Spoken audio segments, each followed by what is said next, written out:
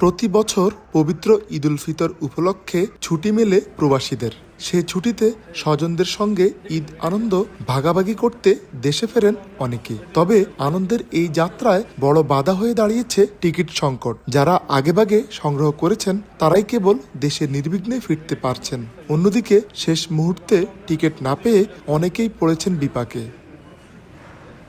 Saudi আরবের রাজধানী রিয়াদ থেকে দেশে ফেরার প্রস্তুতি নেওয়ার পরও টিকিট না পাওয়ায় হতাশার কথা জানিয়েছেন প্রবাসীরা। পরিবারের সঙ্গে ঈদের আনন্দ ভাগাভাগি করতে না পারার কষ্ট তাদের কণ্ঠে। যারা পূর্বে টিকিট নিয়েছে তারা সবাই চলে গেছে মা বাবা ভাই বোনদের জন্য ঈদ করার জন্য।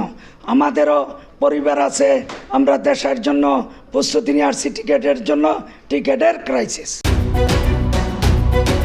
দেড় যুগ ধরে ভালোবাসার নিড়ে এসিআই পিওর সল্ট।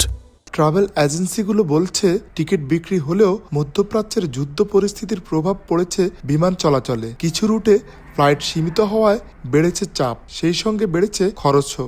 যারা একটু দেরিতে আসছেন, ফ্লাইটের সীমাবদ্ধতার কারণে তারা অনেকেই টিকিট দিতে পারেনি, আমরা ইচ্ছা সত্ত্বেও দিতে পারিনি, তো তারা এখানে ঈদ করতে বাধ্য হয়েছেন। চাহিদা অনুযায়ী ফ্লাইট বাড়ানো এবং বিকল্প রুট চালু করা গেলে সংকট কিছুটা কমতে পারে বলে মত প্রবাসীদের। আরিফুর রহমান, সময় সংবাদ, সৌদি আরব।